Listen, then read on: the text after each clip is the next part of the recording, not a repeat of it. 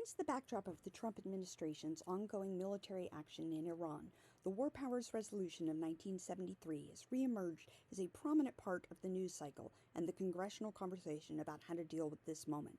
The resolution was Congress's response to the conflict in Vietnam and to the dangerously undefined limits on presidential authority to expand military engagement without a formal declaration of war. President Johnson's power to send increasing numbers of troops to Vietnam was derived from the Gulf of Tonkin Resolution, passed in 1964. It authorized the president to use all necessary measures to repel attacks and prevent further aggression, with no time limits, no geographic constraints, and no requirement to define objectives. The War Powers Resolution was designed to limit the power of the executive to take such broad and unilateral military action. Specifically, it requires the president to notify Congress within 48 hours of any military deployment and mandates termination of hostilities within 60 days, absent a congressional extension.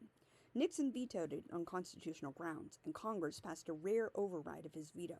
Since the passage of the resolution, it has arguably had only a limited effect. Some presidents have disputed whether it applied to their actions at all.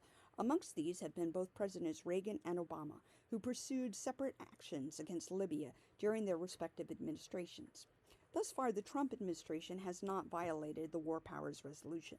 Notification was provided within 48 hours, and the 60-day countdown only began February 28th of this year, even as both President and the Secretary of Defense are signaling that this is just the beginning of a much longer operation.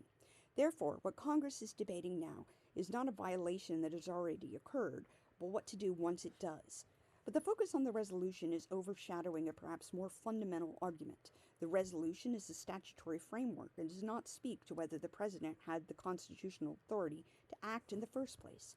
There is a separate constitutional argument derived from Article 1 that Congress alone has the power to declare war.